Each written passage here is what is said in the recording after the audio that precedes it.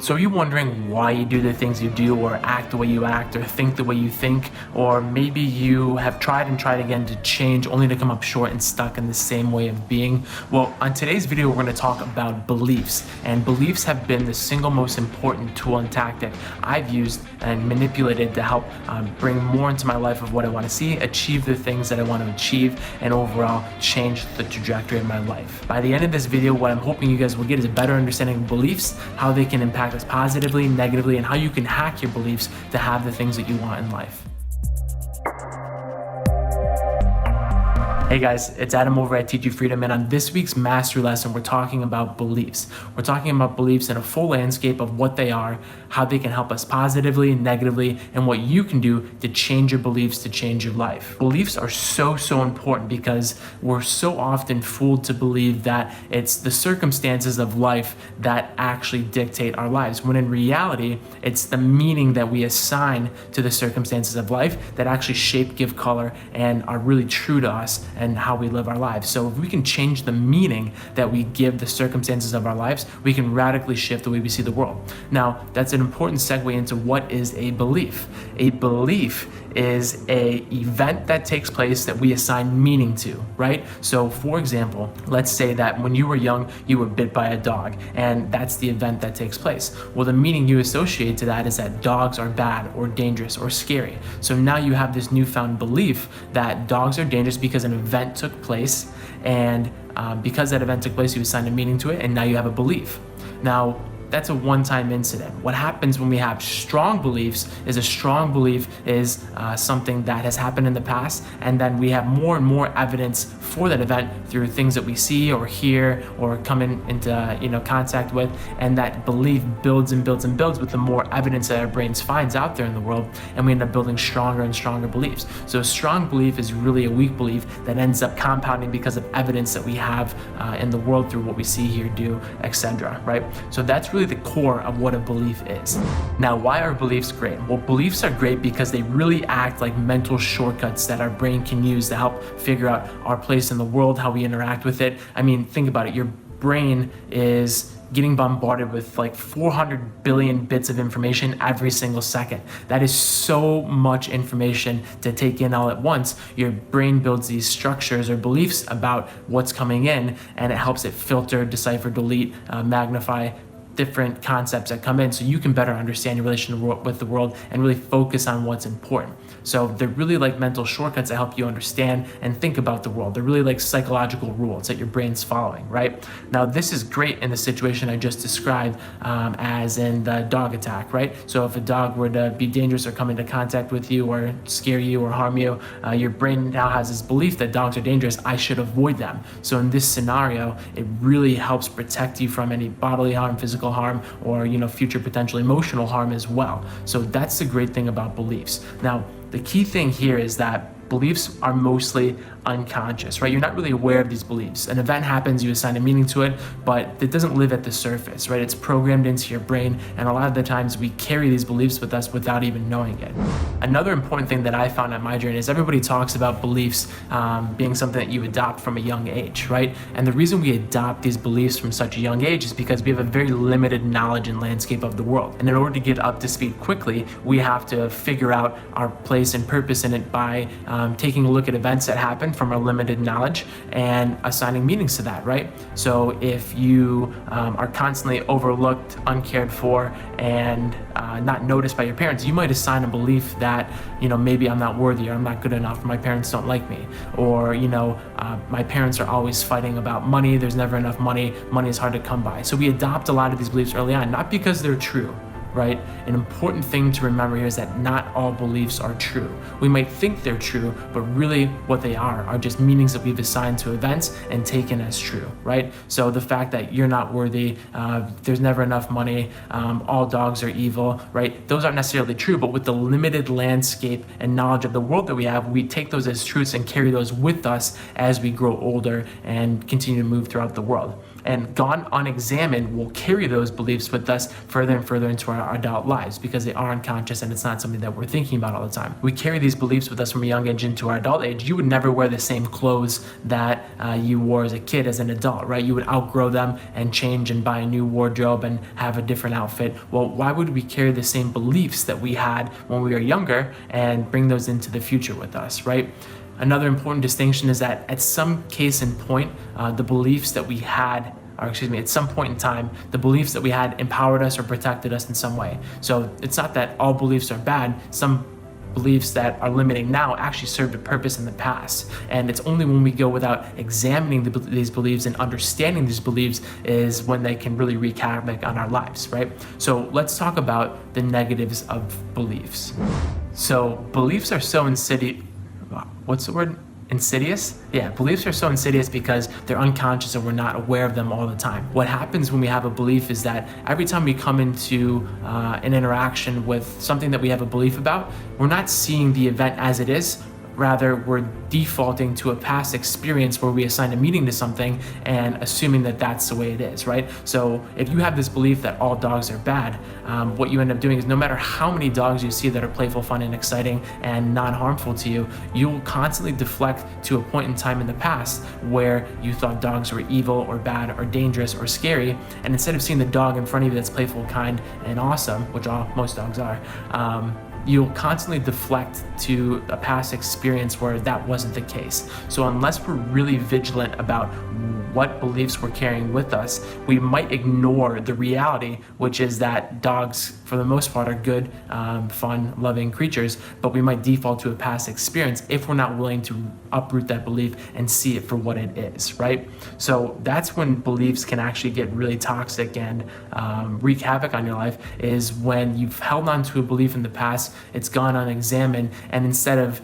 empowering you or helping you see the world in a better light, it's actually disempowering you, right? Another example is, let's say you grew up in a household where you were constantly overlooked, unappreciated, gone without notice, right? And you might assign a belief to that experience that I'm unworthy, people don't care about me, I'm unseen, and you carry that with you into adulthood. Now, it very well could be that your parents were just busy, unprepared for what parenting brings, or a myriad of other things, and instead of seeing it for what it is, you carry this childish belief about yourself into the future. Now, the reality is that you're not unworthy, unworthy of love, attention, being seen. What it is that you were in a time and point where an event happened, you gave meaning to that, and you took that as reality, right? And the reality of that reality is that that's not true, right? But unless we examine it, understand it, and uproot and change that belief, you're going to carry that with you for the rest of your life. So that's why beliefs are so important to examine. When they shift from a place of empowering us to disempowering us, that's when they become limiting. That's when they stop us from doing the things that we know that we need to do. Super, super important. I find this stuff super fascinating. So I hope you guys are with me so far. What I want to talk about next is why we hold on to limiting beliefs, right? There's really two reasons that I've really seen or found when talking with people, clients, or just those around me. Two reasons why we hold on to limiting beliefs, right? If beliefs are so great and they're supposed to be mental shortcuts, why do we have disempowering ones, and why do we hold on to them? Well, reason number one is that we're unconscious to them. Most of the beliefs that we have are unconscious beliefs. We don't look at them on a daily basis. When I say unconscious, I mean on autopilot, right? We do things without even recognizing or noticing them. And the reason that they've gone unconscious is because we haven't built that muscle of awareness to audit our behaviors, thoughts, and actions, to take a look and question why. There's no space from stimulus to response where we're observing why we're doing that. And we just are on autopilot, constantly never examining ourselves. What I've noticed is that mad people get mad, right? Angry people get angry, sad people get sad.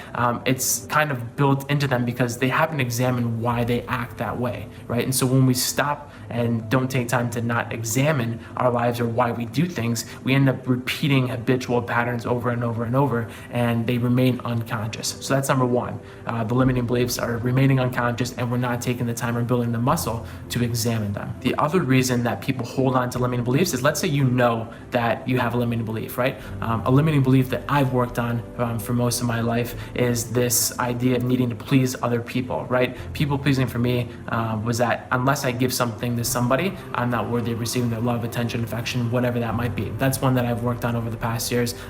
That's been difficult, but obviously super fulfilling now that I've worked through it. But why would I hold on to that belief even though I knew that it was limiting me and stopping me? A lot of people hold on to limiting beliefs because human beings crave certainty, right? That's one of the strongest human needs, is to be certain. If you weren't certain that the floor wasn't going to fall out from under you, or that my bed was going to hold me while I slept, or the sidewalk wasn't going to crumble underneath your feet, if you weren't certain about that, you would be a total mess. You couldn't live your life, right? So human beings crave certainty. We would rather hold on to a limiting belief that is disempowering, because we know how to react, how to operate in the world, what outcome we're going to get from that belief. We'd rather hold on to that limiting belief of unhappiness or disempowerment than have to give up that certainty and try and forge a new belief, right? At least I know when I please people, they're gonna give me something pleasurable back, right? No matter what it does for my self-worth. If I give up that limiting belief, I now have to forge a new belief about how to interact with people, how to interact with myself, and that's a very scary thing. That's uncertainty, and humans love being certain. So the reason we hold on to limiting beliefs is because we're afraid of giving up that certainty or control about what the outcome is gonna be and forging a new path. The reality is that if we ever want to create new empowering beliefs, we have to give up the certainty of what we currently know, even though it's making us unhappy. If we want to be happy, we have to give up those beliefs and step into the unknown to be able to then venture on into bigger and better things.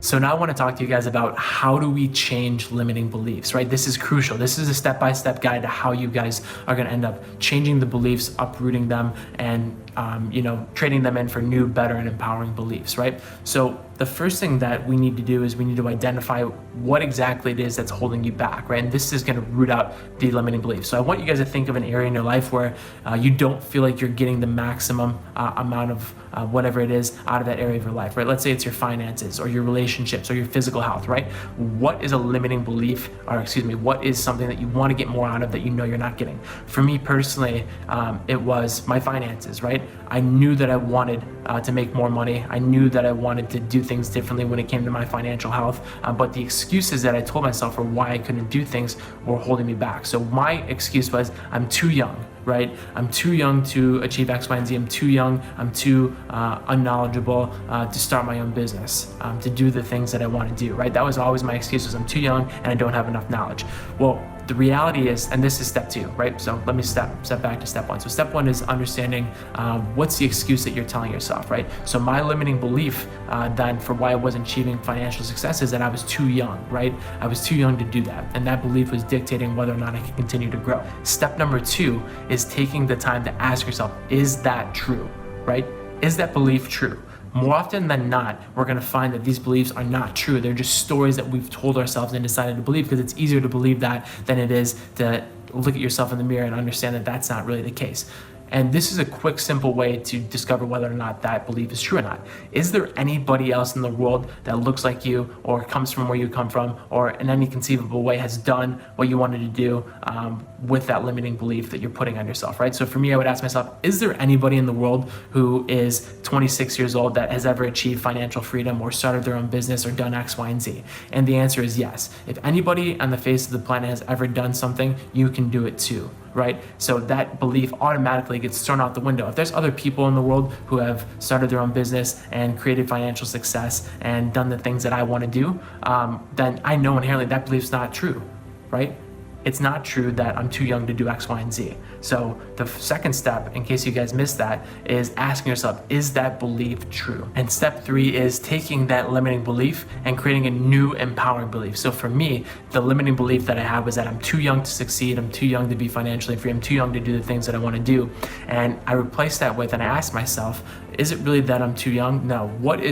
Age really has nothing to do with it, right? What is the thing that actually dictates it? Well, it's really just the drive and the hunger to succeed that'll carry you through, right? It's the persistence that you're able to do something or persistently chasing your goals, your dreams, whatever it is, that ends up carrying you to the finish line. So the new belief that I have about myself is not that, I'm too young to succeed. It's that I'm persistent and hungry enough to succeed. And that's the belief that I have about myself when I come to my financial destiny, is that I am hungry enough and I'm persistent enough to where I will succeed. So I took a limiting belief that said I was too young to succeed, threw that out the window and said, what about myself is great? What are my attributes that I can use? And I said, I'm hungry, I'm persistent. My hunger and persistence will take me to financial freedom. And that's a new belief that I have about myself. So just to recap, there's 3 steps into identifying and creating a new belief, right? Step number 1 is becoming aware and asking yourself, what's really holding me back? That way you can get to the root of what that limiting belief is. Number 2, asking yourself, is that true, right? And number 3 is replacing that limiting belief with a more empowering new belief, right? I really hope that this video has impacted you guys and helped you guys take a look at your beliefs in a different way. If you have any questions, please drop them below in the comments. If you really like this video and want to see more content like this, subscribe to the Teach You Freedom YouTube channel. Any comments or suggestions, drop them down in the box below.